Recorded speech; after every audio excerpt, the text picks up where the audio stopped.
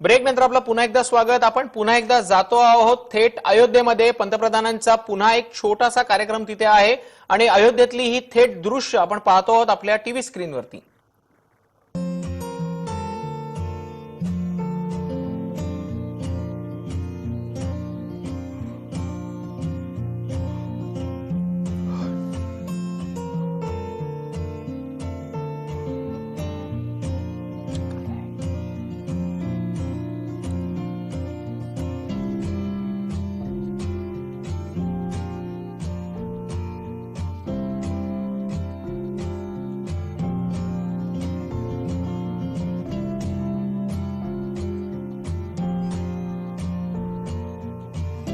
आपण पाहतो आहोत की अयोध्येतल्या कार्यक्रम स्थळावरनं पंतप्रधान नरेंद्र मोदी निघालेले आहेत। मात्र सुरक्षेच्या कारणास्तव अद्यापही अनेक मान्यवरांना तिथे थांबवण्यात आलेलं आहे। विशेष म्हणजे या कार्यक्रम सोहळ्यात सहभागी झालेल्या मान्यवरांना एक विशेष भेट दिली जाणार आहे। हे चांदीचं नाणं असल्याचं सांगितलं जातंय। यावरती प्रभू श्रीरामाची प्रतिमा असू शकते आणि हे एक नाणं या विशेष कार्यक्रमात सहभागी झालेल्या मान्यवरांना देण्यात येणार आहे। कोरोनाच्या प्रादुर्भावामुळे, कोरोनाच्या संक्रमणामुळे या कार्यक्रमात फक्त 170 निवडक साधू महंत आणि मान्यवरांना निमंत्रण देण्यात आलेलं होतं। 12:44:08 या भूमिपूजन कार्यक्रमाला सुरुवात झालेली होती। विशेष अशी कार्यक्रमाची वेळ निवडली गेलेली होती। विशेष महत्त्व यासाठी सांगितलं जात आहे।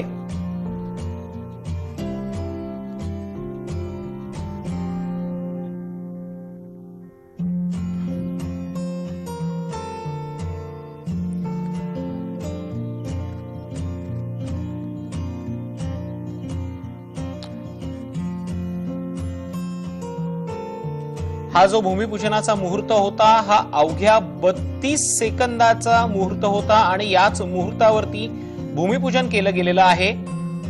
यथासांगपणे पूजा सांगितली गेलेली आहे। 12:44:08 या भूमिपूजन सोहळ्याला सुरुवात झाली आणि 12:44:40 हे भूमिपूजन संपन्न झालेलं आहे। 5 रत्न या समारंभासाठी आणली गेलेली होती, ज्यामध्ये चांदीचा कासव, चांदीचं बेलपत्र, चांदीची शिळा आणि सोन्याचं शेषनाग आणि सोन्याचे वास्तुदेव, वास्तुपुरुष ज्यांना आपण म्हणतो, या 5 गोष्टी भूमिपूजनाच्या ठिकाणी ठेवण्यात आलेल्या आहेत। चांदीची वीट जवळपास 22 किलो 600 ग्रॅम चांदीची वीट या ठिकाणी ठेवण्यात आली आणि त्यानंतर या राम जन्मभूमीच्या ठिकाणी आता मंदिर बांधलं जाणार आहे। लवकरच भव्य असं राम मंदिर उभं राहणार आहे। गेल्या अनेक वर्षांपासून मंदिर वही बनाएंगे हा नारा जो कारसेवकांकडनं दिला जात होता, राष्ट्रीय स्वयंसेवक संघाच्या स्वयंसेवकांकडनं दिला जात होता, तो नारा आता अस्तित्वात येताना दिसणार आहे।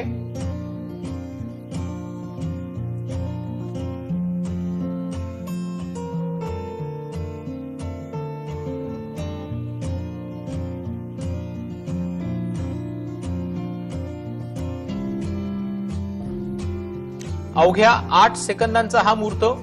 आता पंतप्रधान नरेंद्र मोदींचं व्यासपीठावरती आगमन झालेलं आहे।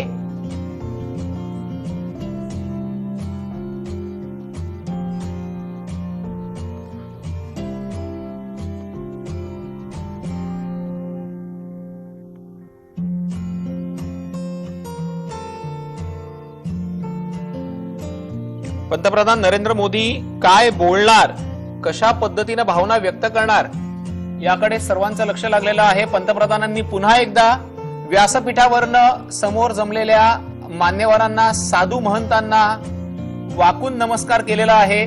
साधूंसमोर, महंतांसमोर पंतप्रधान नरेंद्र मोदी हे नतमस्तक झालेले आहेत आणि हे सगळं करताना नरेंद्र मोदी यांच्यातली शालीनता पुन्हा एकदा दिसून आलेली आहे। साधू महंतांना नमस्कार करण्याच्या आधी त्यांनी आपली पादत्राणं काढून ठेवलेली होती आणि यानंतर त्यांनी वाकून महंतांना नमस्कार केलेला आहे।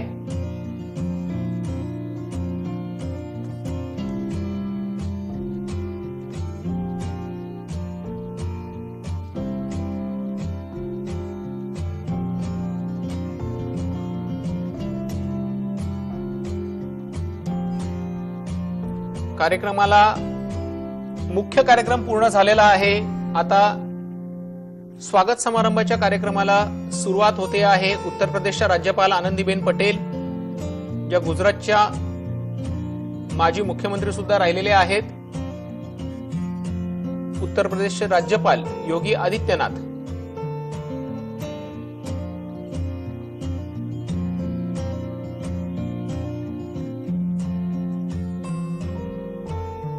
अवघ्या 8 सेकंदांचा एक मुहूर्त, या 8 सेकंदात मंदिराचं भूमिपूजन पार पडलेलं आहे। भूमिपूजन समारंभ पंतप्रधानांच्या हस्ते पार पडलेला आहे।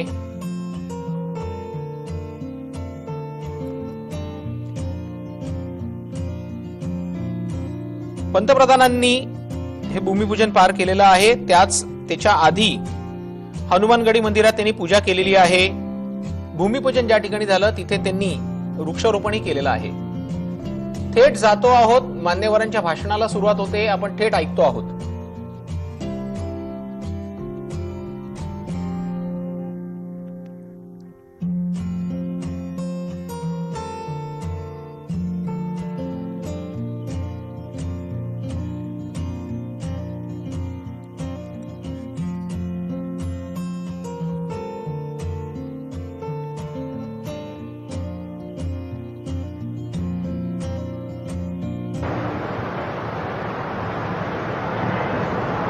जय जय श्री राम।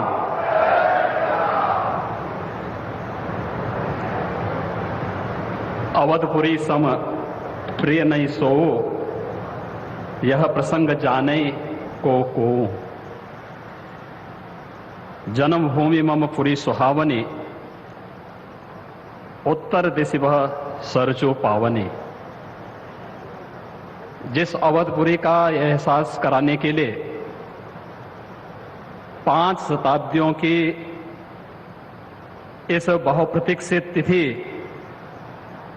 को हम सबको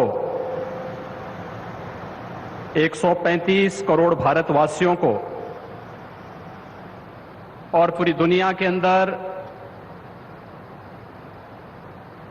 भारत के प्रति, भारत के सनातन धर्मावलंबियों के प्रति शुभेच्छा का भाव रखने वाले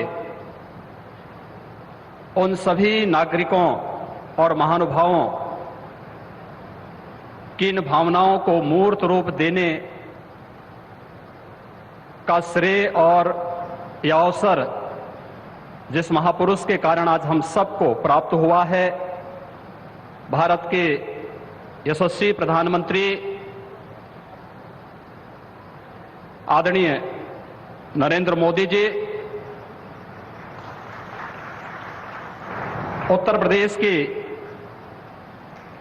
माननीय राज्यपाल श्रीमती आनंदीबेन पटेल जी, हमारे विचार परिवार के प्रमुख राष्ट्रीय स्वयंसेवक संघ के सरसंघ चालक सरदेव डॉक्टर मोहन राव भागवत जी, श्री राम जन्मभूमि तीर्थ क्षेत्र न्यास के अध्यक्ष पूज्य महंत नृत्य गोपाल दास जी महाराज, देश के विभिन्न पंथ और संप्रदायों के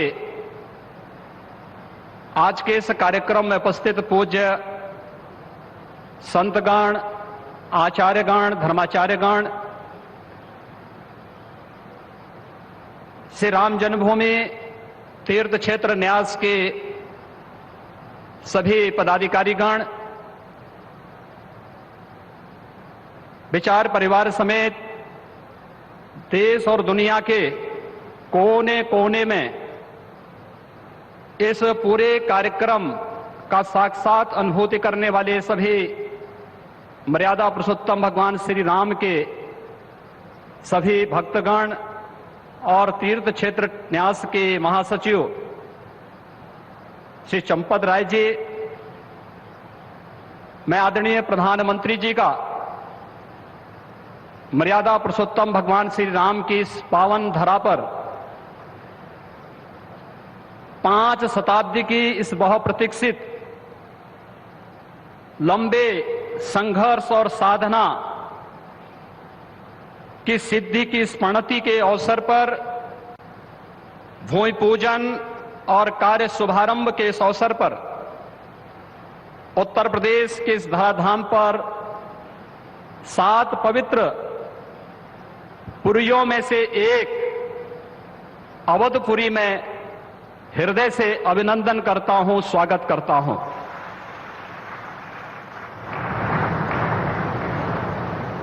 पांच 500 वर्षों का एक लंबा,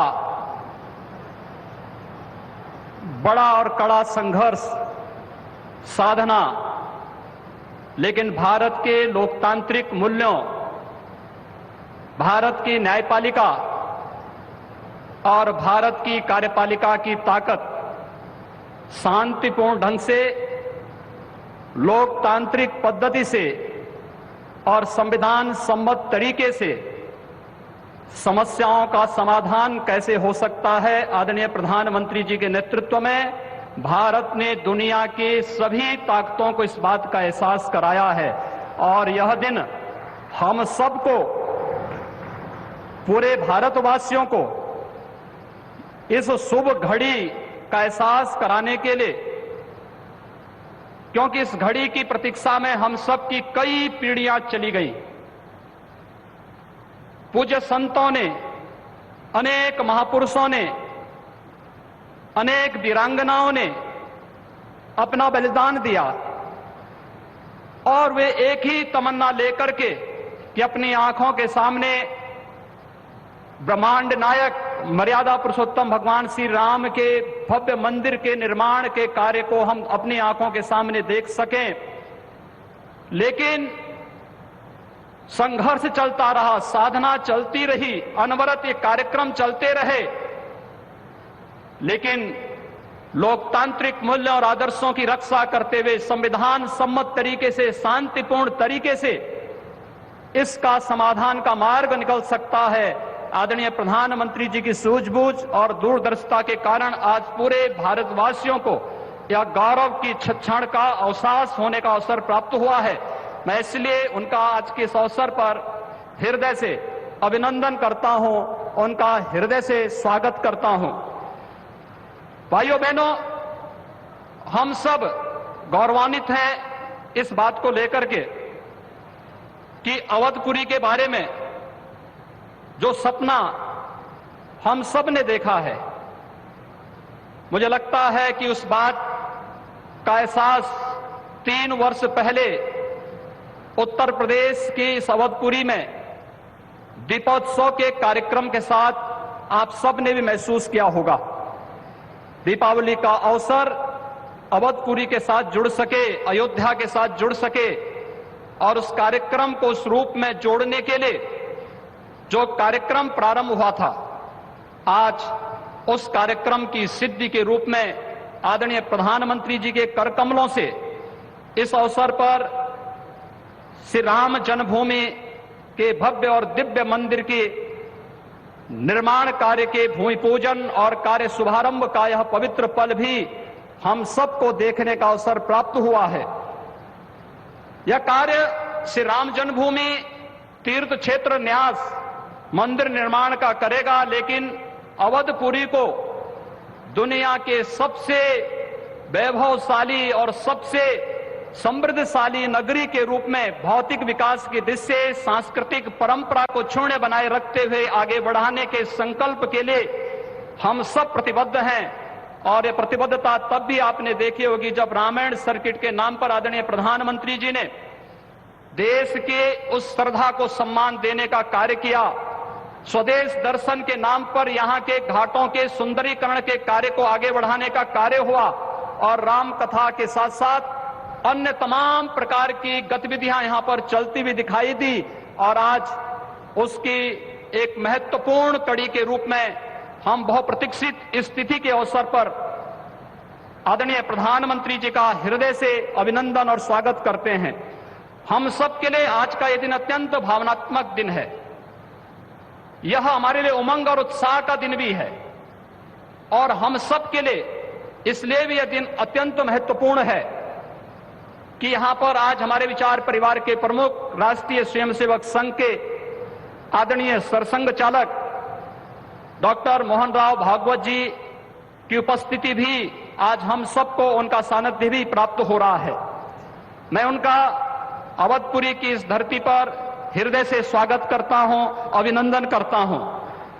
मैं इस अवसर पर अपने सभी उन पूज्य धर्माचार्यों, पूज्य संतों का भी हृदय से स्वागत और अभिनंदन करता हूं जो आज उत्तर प्रदेश की इस धरती पर इस संपूर्ण कार्यक्रम में साक्षी बन रहे हैं। मैं उन सभी पूज्य संतों और महानुभावों का भी हृदय से स्वागत और अभिनंदन करता हूं जिनकी प्रत्यक्ष अनुभूति हम लोग यहां पर कर तो रहे हैं, लेकिन वे प्रत्यक्ष रूप से यहां पर इस कार्यक्रम में सहभागी नहीं बन पा रहे हैं क्योंकि वैश्विक महामारी कोरोना के खिलाफ जो लड़ाई देश की चल रही है, उस लड़ाई में हम सब ने उस प्रोटोकॉल का पालन करने के लिए जो गाइडलाइन भारत सरकार ने जारी की है उसके तहत ही सीमित संख्या में अतिथियों का आमंत्रण हो सकता था और उसका पालन करते हुए भी हमें इस ऐतिहासिक तिथि को देश और दुनिया के सामने प्रस्तुत करना है। इस भाव के साथ मैं उन सभी महानुभावों का हृदय से स्वागत करता हूं। उन सबको किसी न किसी रूप में हम आने वाले कार्यक्रमों में सहभागी बनाने का आयोजन आने वाले समय में इन वर्षों में करेंगे कि उनकी उपस्थिति प्रत्यक्ष अनुभूति अयोध्या में हो सके और उनकी प्रत्यक्ष अनुभूति के माध्यम से यह कार्यक्रम अवधपुरी को जो गौरव मिलना चाहिए, इस गौरव को हम आगे बढ़ा सकें। हम सब के लिए आज का दिन इसलिए भी महत्वपूर्ण है। यह कार्यक्रम केवल मंदिर निर्माण के कार्यक्रम का शुभारंभ ही नहीं, एक उस भारत को एक दुनिया के सामने प्रस्तुत करने का भी एक अवसर है जिसे आज से 6 वर्ष पहले आदरणीय प्रधानमंत्री जी ने राम राज्य की उस अवधारणा को चरितार्थ करने के लिए आगे बढ़ाया था, जिसमें किसी के साथ न जाति के नाम पर, न क्षेत्र के नाम पर, न भाषा के नाम पर कोई भेदभाव नहीं और सबका साथ, सबके विकास की भावना को चरितार्थ करते हुए जिस कार्यक्रम को 6 वर्ष पहले आगे बढ़ाया था, भगवान राम का यह भव्य और दिव्य मंदिर भगवान राम की यश और कीर्ति के अनुरूप भारत की यश और कीर्ति को भी देश और दुनिया के अंदर इसी रूप में आगे बढ़ाने का कार्य करेगा। इस विश्वास के साथ मैं एक बार फिर से आज के इस अवसर पर आदरणीय प्रधानमंत्री जी का, राष्ट्रीय स्वयंसेवक संघ के सरसंघ चालक जी का, अपने सभी माननीय अतिथियों का, पूज्य धर्माचार्यों का, संतगणों का, सभी महानुभावों का उत्तर प्रदेश की इस धरती पर, अवधपुरी की इस धरती पर हृदय से अभिनंदन करता हूं, स्वागत करता हूं। जय जय श्री राम। राष्ट्रीय स्वयंसेवक संघ के सरसंघ चालक डॉक्टर मोहन राव जी भागवत अपने उद्गार प्रस्तुत करेंगे।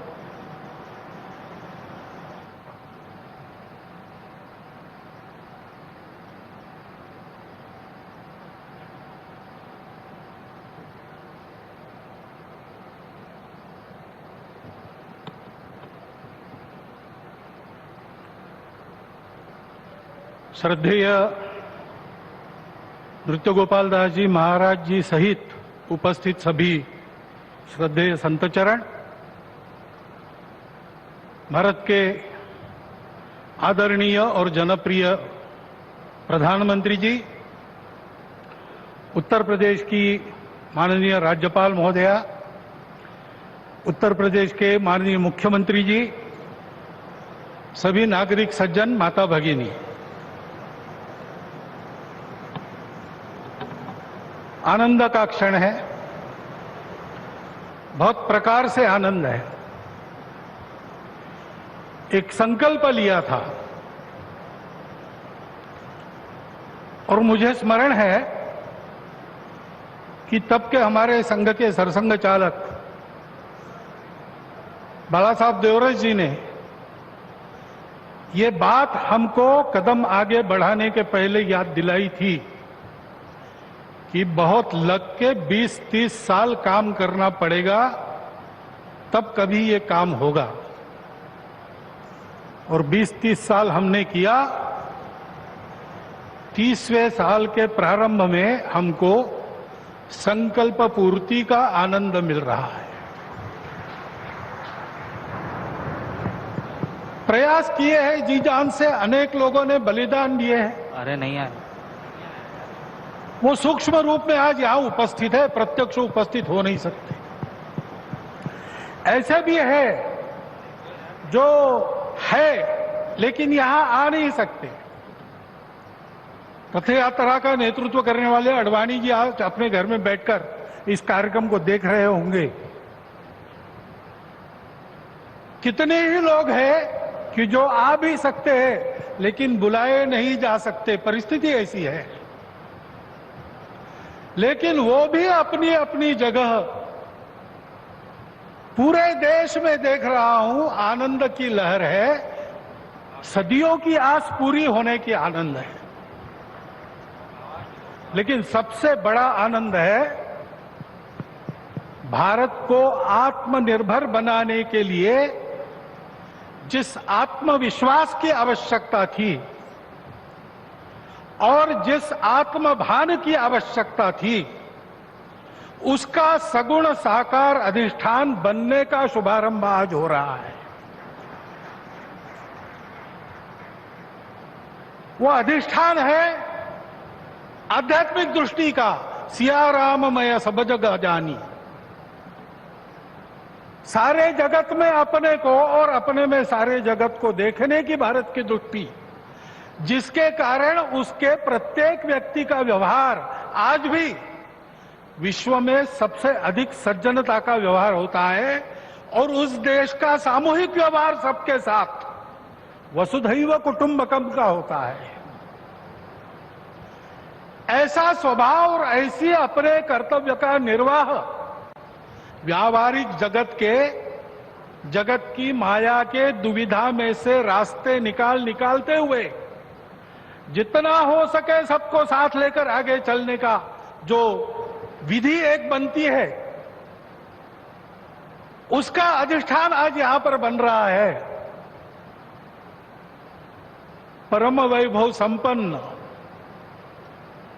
और सबका कल्याण करने वाला भारत, उसके निर्माण का शुभारंभ आज ऐसे निर्माण का व्यवस्थागत नेतृत्व जिनके हाथ से है, उनके हाथ से हो रहा है। ये और एक आनंद है। और इसलिए उन सबका स्मरण होता है। लगता है अशोक जी यहां रहते तो कितना अच्छा होता। महंत परमहंस रामचंद्र दास जी अगर हो सकते तो कितना। लेकिन जो इच्छा उसकी है वैसे होता है। लेकिन मेरा विश्वास है कि जो है वो मन से और जो नहीं है वो सूक्ष्म रूप से आज यहां उस आनंद को उठा रहे हैं, उस आनंद को शतगुणित भी कर रहे हैं। लेकिन इस आनंद में एक स्फुरण है, एक उत्साह है। हम कर सकते हैं, हमको करना है, वही करना है। एतद्देश प्रसूतस्य सकाशादग्र जन्मनात् स्वम स्वम चरित्रम शिक्षेरन पृथिव्याम सर्वमानव।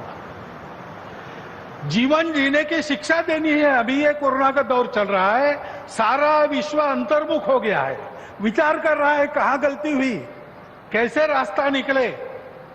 दो रास्तों को देख लिया, तीसरा रास्ता कोई है क्या? है, हमारे पास है, हम दे सकते हैं। देने का काम हमको करना है। उसकी तैयारी करने के संकल्प का भी आज दिवस है। उसके लिए आवश्यक तब पुरुषार्थ हमने किया है। प्रभु श्री राम के चरित्र से आज तक देखेंगे तो सारा पुरुषार्थ, पराक्रम, वीरवृत्ति हमारे रग रग में है।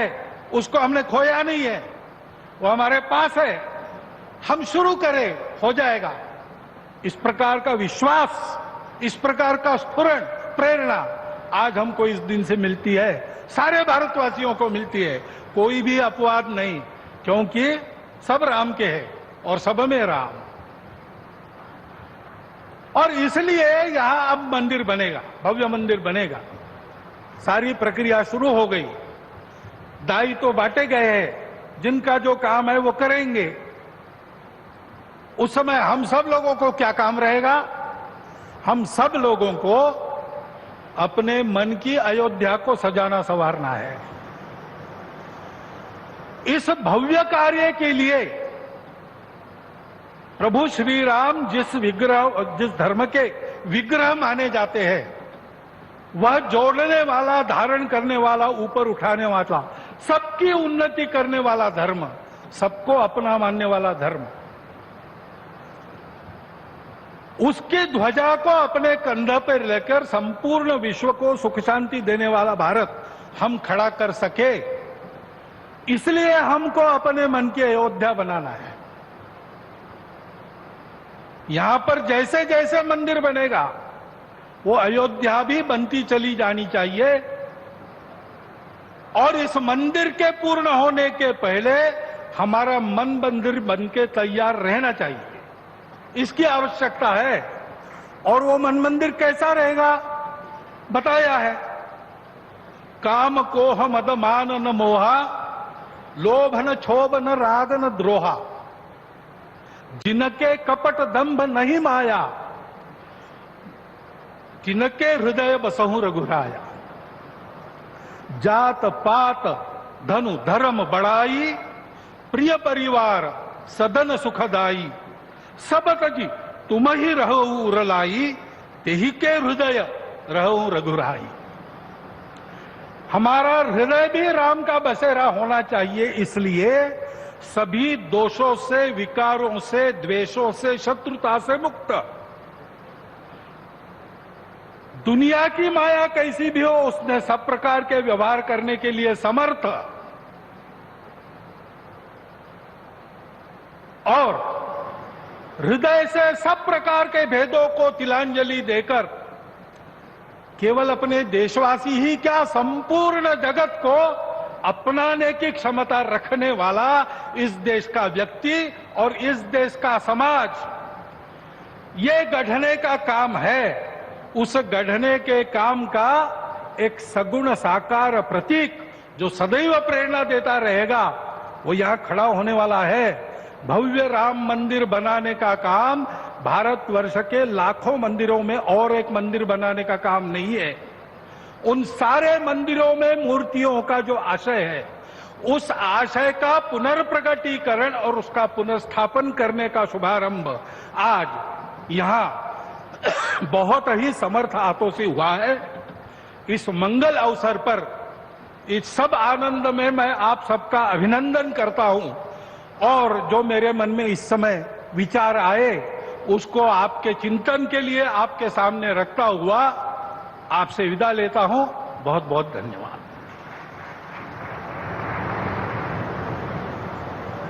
श्री राम जन्मभूमि तीर्थ क्षेत्र के माननीय अध्यक्ष मणिराम दास छावनी के परमाध्यक्ष पूज्य महंत नृत्य गोपाल दास जी महाराज से निवेदन करता हूं, अपना आशीर्वचन प्रदान करें।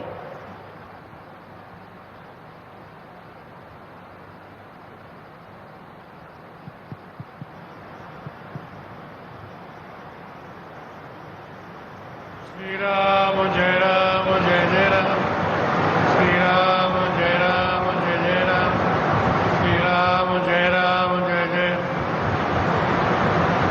मंच पर विराजमान